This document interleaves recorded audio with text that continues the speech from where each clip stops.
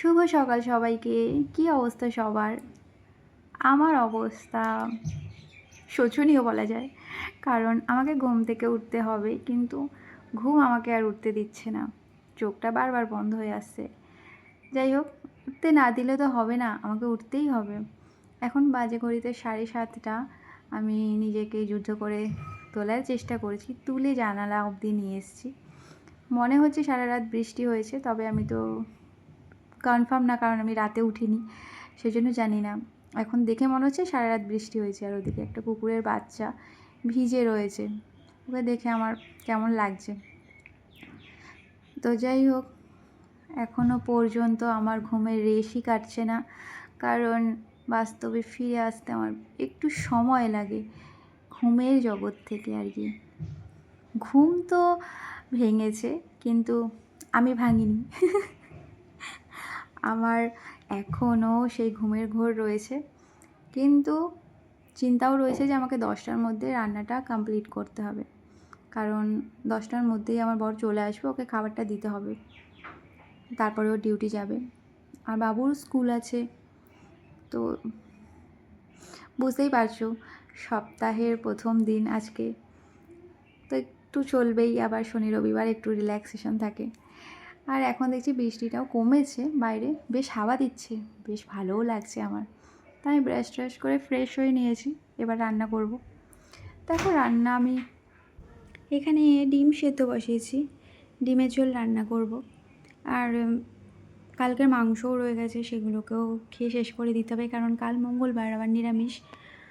তো এই রান্না করব। আর উচ্ছে আলু সেদ্ধ করে দেবো, কারণ ভাজাটা আর আজকে করব না। এখানে দেখো ভাতও হয়ে গেছে, তরকারিটাও অলমোস্ট হয়ে গেছে, এবার ঝোলটা দেব। আর বাবু এখানে পড়তে বসেছে।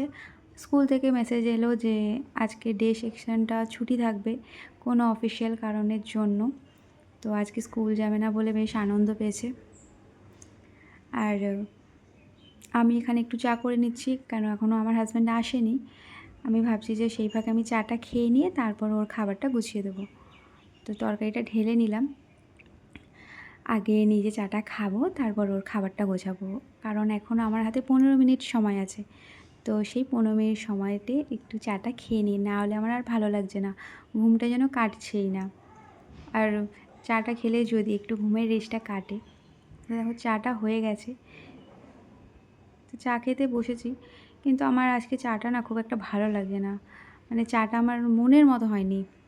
চাটা তাড়াহুড়োতে করেছি, চাটা খুব একটা টেস্ট হয়নি, কিন্তু খেতে তো হবেই, ফেলে দেওয়া যাবে না।